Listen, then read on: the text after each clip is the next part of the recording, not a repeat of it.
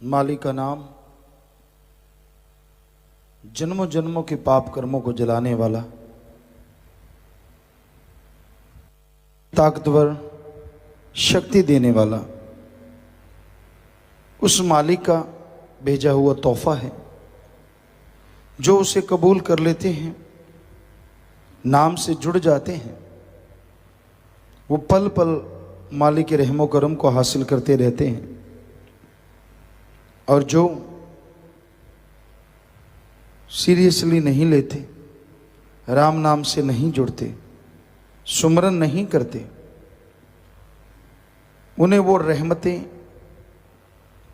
दया में रहमत के खजाने नहीं मिल पाते, हालांकि वो उसको पाने के हकदार होते हैं। सुमरन अति जरूरी है। आधा घंटा सुबह शाम कोई बहुत ज़्यादा टाइम नहीं है, बहुत ही कम टाइम है, पर इतना ही टाइम मालिक को दिया करो। आधा घंटा सुबह, आधा घंटा शाम को, लगातार सुमन करो। कम से कम टाइम, ज़्यादा घंटा 2 घंटे जितना आप दे सकते हो।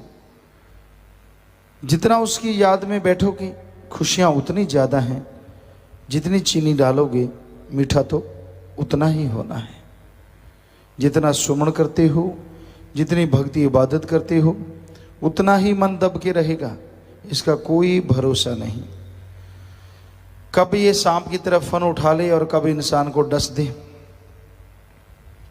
सबसे शातिर, चालबाज आदमी नहीं होता, उसका मन होता है। आज के युग में लोग बात करते हैं तो उसका भी कोई मतलब होता है। पता नहीं वो उसके बदले में क्या चाहते हैं, पता नहीं क्या प्लानिंग होती है, पता नहीं क्या सोच होती है। उसके पीछे कोई बुरी सोच, कोई नेगेटिव थॉट्स। अदरवाइज लोग बात करना भी पसंद नहीं करते। मालिक के प्यारे, अच्छे संस्कारों वाले ही बेगर्ज निस्वार्थ भावना से प्यार करते हैं, बात करते हैं। वरना आज लोगों के चाल चलन में, बातचीत में गर्ज ही गर्ज छुपा हुआ है। गर्ज पूरा नहीं होता तो कोई किसी की बात नहीं पूछता। गर्ज अगर पूरा होता है तो लोग उसके गीत गाते हैं, लोग उसको वाह वाह कहते हैं, लोग उसके मुरीद, उसके दोस्त बन जाते हैं। बेस गर्ज निस्वार्थ प्यार करो अल्लाह वाहिगुरु राम से, सतगुरु मौला से। बचनों और व्यवहार के पक्के बनो। हाथी की तरह दिखाने के और खाने की और नहीं होना चाहिए कि आप दिखते कुछ और हैं, असल में आप कुछ हैं कुछ और। अगर आप ऐसी भावना रखते हैं तो आप का हाल बुरा होने वाला है। इसलिए शुद्ध भावना रखो, सही भावना रखो। सेवा करने वालों, आपका व्यवहार 100% सही होना चाहिए। दोगली नीति ना अपनाओ। सही व्यवहार पे चलोगे, सही व्यवहार पे अमल करोगे तो मालिक पता नहीं कितनी बरकतें ला देंगे। और गलत व्यवहार करने लगोगे तो बना बनाया सब कुछ डूब भी सकता है। सेवा का मेवा मालिक देते हैं, इसमें कोई दो राय नहीं। पर अगर आदमी ठगी बेईमानी करता है, बुरे कर्म करता रहता है साथ साथ, तो फिर सेवा की सब खुशियां चली जाती हैं। अगर आप सेवा की तमाम खुशियां हासिल करना चाहते हो, आप चाहते हो कि वो उम्रों तक आपकी कुलों के काम आए, तो साफ नीयत से, सच्चे दिल से इंसानियत की सेवा करो। गलती पे गलती करते जाएंगे, मालिक रहमत भेजेंगे, लेकिन गलतियों की वजह से आपकी जोड़ी फटी है। रहमत आई चलेगी, आई चलेगी, आई चलेगी, कोई असर नहीं होगा। आप जैसे थे वैसे रह जाएंगे। फिर आप दोष देंगे अल्लाह को, वाहिगुरु को, राम को, सतगुरु को। मैं सेवा करता हूँ, मैं इतना कुछ करता हूँ, मुझ भी खुशी क्यों नहीं आती, घर में बरकतें क्यों नहीं आती। आए तो ना, अगर आप बच्चों पे पक्के रहो तो। मालिक रहमत करते हैं सेवा वाले पे, पर आप उतनी ही गलतियां कर देते हैं तो झोली फट जाती है। आती है रहमत, चली जाती है, आती है चली जाती है, असर नहीं होता।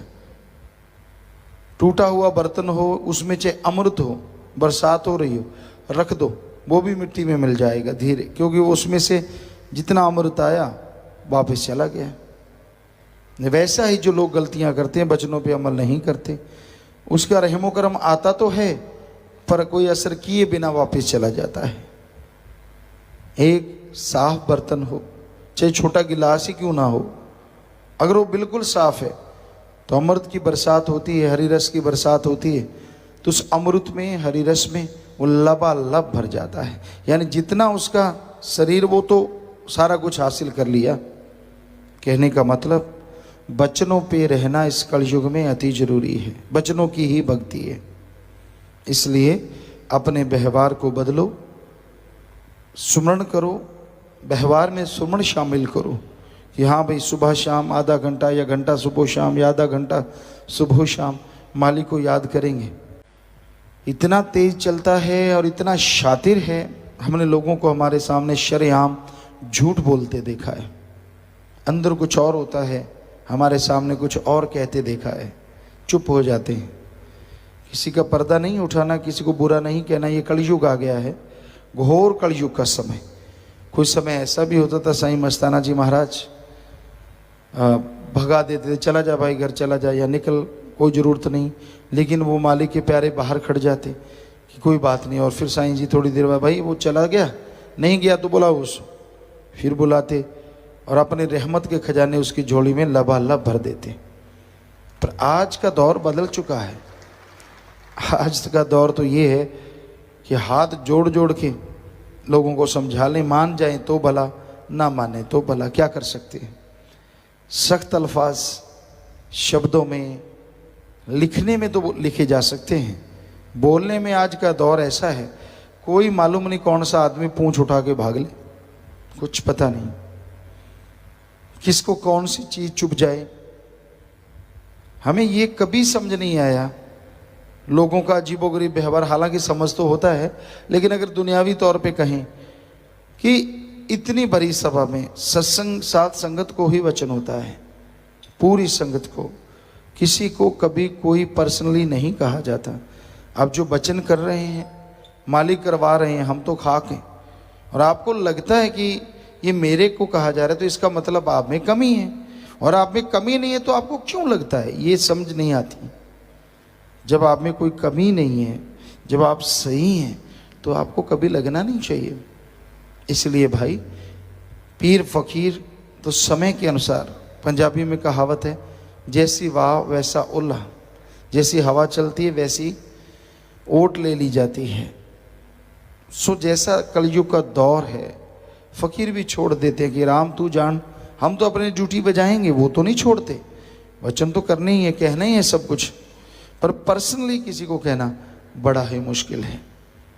और पहले ऐसा होता था, सात्संगत आती, मिलना, वचन करवा लेने, उस पर 100% अमल करना, और हाथों हाथ रहमो करम से माला माल हो जाना।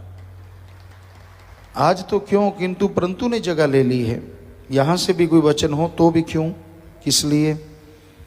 और इंसान अपने गिरेबान में नहीं देखता, 10 लोग दूसरे को देखेंगे, अच्छा ये उसको कहा जा रहा है, अच्छा ये उसको, अरे तू अपने आप की संभाल ले, किसको कह रहे हैं किसको नहीं कह रहे, तूने क्या लेना है।